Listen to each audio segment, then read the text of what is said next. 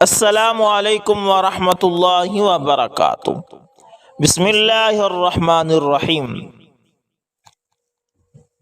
دوستو، حضرت مفتی محمود رحمۃ اللہ تعالی نے قرآن مجید اور فارسی اپنے والد گرامی سے، جبکہ پنیالہ مڈل سکول سے 1933 میں مڈل پاس کیا۔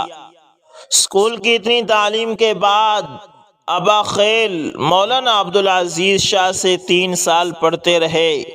اس کے بعد خانقاہ یاسین زئی میں اپنے والد گرامی مولانا شیر محمد اور مولانا غلام فاضل دیوبند سے ہدایت تک کی کتابیں پڑھیں۔ اس کے بعد اعلیٰ تعلیم کے لیے مدرسہ قاسمیہ شاہی مراد آباد میں داخل ہوئے۔ مولانا عجب نور، مولانا سید محمد میاں، مولانا فخر الدین مراد آبادی، مولانا عبد الرحمن روپڑی سے دورہ حدیث تک پڑھا۔ فراغت کے بعد آپ نے عیسیٰ خیل ضلع میاں والی کے ایک مدرسے میں پڑھانا شروع کیا۔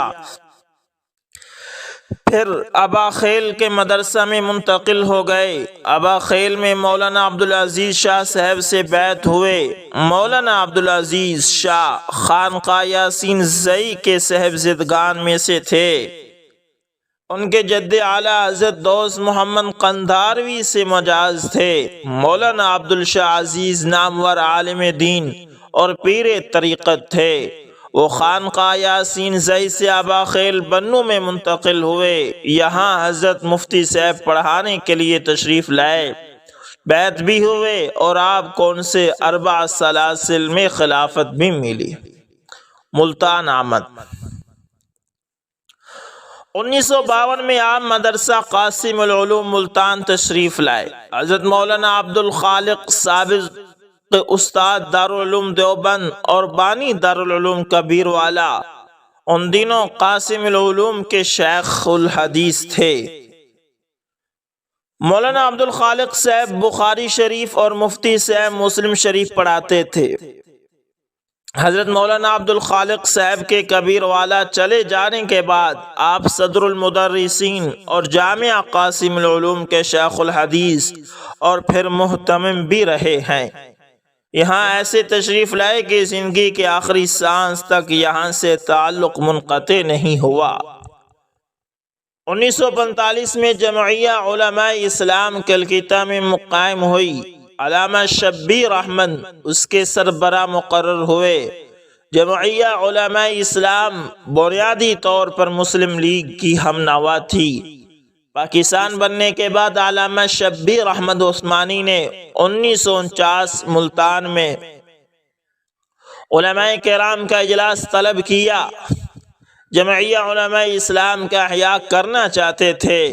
قضاء و قدر کے اپنے فیصلے ہوتے ہیں۔ آپ دسمبر 1949 میں اللہ رب العزت کے حضور چل دیے۔ جمعیت علماء اسلام کی امارت۔ اکتوبر 1952 میں ملتان میں علماء کرام کا اجلاس منعقد ہوا، جس میں 500 سے زیادہ علماء کرام نے شرکت فرمائی۔ اس میں حضرت عثمانی صاحب کی جمعیہ علماء اسلام کے ذمہ داران جیسا کہ حضرت مولانا خیر محمد جلندری ایسے حضرات بھی شریک تھے۔ اسی اجلاس میں مولانا احمد علی لاہوری کو امیر، مولانا مفتی محمود کو نائب امیر اور مولانا غلام غوث ہزاروی کو مرکزی ناظم اعلیٰ مقرر کیا گیا۔ اس کے بعد جمعیہ علماء اسلام نے پاکستان میں جو خدمات سر انجام دی وہ تاریخ کا ایک منٹ حصہ ہے میرے پیارے دوستو۔ اس میں مفکر اسلام مولانا مفتی محمود کے وجود گرامی کو بنیاد کا درجہ حاصل ہے۔ وفاق المدارس کی تنظیم میں آپ نے بنیادی کردار ادا کیا، وہ دنیا جانتی ہے۔ آپ پاکستان کو اسلامی نظام دینے، اسلامی نظریاتی کونسل کی تشکیل دینے، تحریک نظام مصطفیٰ میں لانے کے لیے حضرت مفتی صاحب کا کردار کلیدی اہمیت کا حامل رہا ہے۔ آپ نے سرحد کی وزارت یعنی سرحد کی وزارت علیا کے دور میں جو خدمات سر انجام دی وہ بھی تاریخ کا ایک حصہ ہے۔ تحریک ختم نبوت 1953۔ دوستو، قیام پاکستان کے بعد سب سے پہلی تحریک جس میں حضرت مفتی صاحب نے حصہ لیا وہ 1953 کی ختم نبوت کی تحریک تھی، جو خالصتاً ایک دینی اور مذہبی تحریک تھی، جس میں ہزاروں علماء و مشائخ اور لاکھوں عوام نے حصہ لیا۔ حضرت مفتی صاحب نے ناموس رسالت کی خاطر اس تحریک میں تقریباً 1 سال پس دیوار زندہ رہ کر سنت یوسفی پر عمل کیا۔ آپ کو 1 سال کی سزا ہوئی، آپ نے قریباً 7 ماہ جیل میں گزارے۔ اس تحریک کے بعد حضرت مفتی صاحب سید عطا اللہ شاہ بخاری، مولانا احمد علی لاہوری، مولانا قاضی احسان احمد شجاع آبادی، مولانا محمد علی جالندھری، مولانا نصیر الدین غور غشتی، مولانا سید نور الحسن شاہ بخاری اور دیگر حضرات کی طرح پاکستان میں سرگرم عمل رہے۔ تحریک ختم نبوت 1972۔ اس تحریک میں حضرت مولانا مفتی محمود پہلی صف کے قائدین میں شامل تھے۔ پوری تحریک میں آپ کا وجود جسم میں روح کا درجہ رکھتا تھا، ہر کام میں آپ پیش تھے۔ تحریک کی قیادت کا سہرا محدث العصر حضرت مولانا علامہ محمد یوسف بنوری رحمہ اللہ کے سر تھا، مگر قومی اسمبلی میں تحریک کا مارکہ مفتی صاحب لڑ رہے تھے۔ مفتی صاحب کے لیے دن رات کا چین دور ہو گیا تھا اور مسلسل شب و روز کی محنت سے تحریک کے اصل مقصود حاصل کرنے کے لیے کوشاں تھے۔ عامت المسلمین سے رابطہ رکھتے اور لاکھوں کے اجتماعات سے بھی خطاب فرماتے، علماء اور قانون دانوں سے مشورے بھی کرتے اور سرکاری اور غیر سرکاری لوگوں کے احساسات کو بھی مد نظر رکھتے۔ پھر بات یہاں تک ختم نہیں ہوئی بلکہ قومی اسمبلی میں قادیانیوں کے پیشوا مرزا ناصر لعین پر بھی گرفت کرتے۔ حضرت مفتی صاحب نے اس موقع پر اسمبلی کے اندر اور بہر جس محنت اور تدبر سے یہ مارکہ لڑا وہ حقیقتاً مفتی صاحب کا ہی حق تھا اور بلا شبہ اس پر وہ پوری امت اسلامیہ کی طرف سے مبارکباد کے مستحق ہیں۔ 7 ستمبر 1974 کو مفتی صاحب کی طرف سے امت کو مبارکباد۔ دوستو، مفتی صاحب نے کہا تھا کہ اس فیصلے پر پوری قوم مبارکباد کی مستحق ہے۔ اس پر نہ صرف پاکستان بلکہ عالم اسلام میں اطمینان کا اظہار کیا جائے گا۔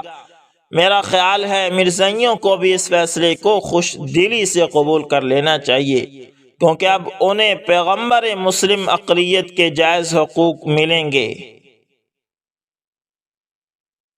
جہاں تک کریڈٹ کا سوال ہے، یہ مسئلہ قومی بنیادوں پر تمام تر سیاسی اختلافات سے بالا تر ہو کر طے کیا۔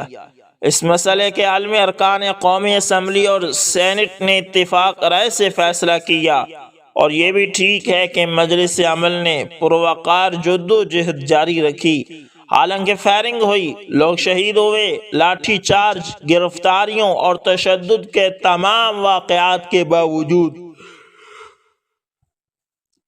خود رد عمل کا شکار ہو کر تشدد کا راستہ اختیار نہ کیا۔ سیاسی طور پر تو میں یہی کہہ سکتا ہوں کہ الجھے ہوئے مسائل کا حل بندوق کی گولی میں نہیں، مذاکرات کی میز پر ہے۔ وفات کے بعد خواب۔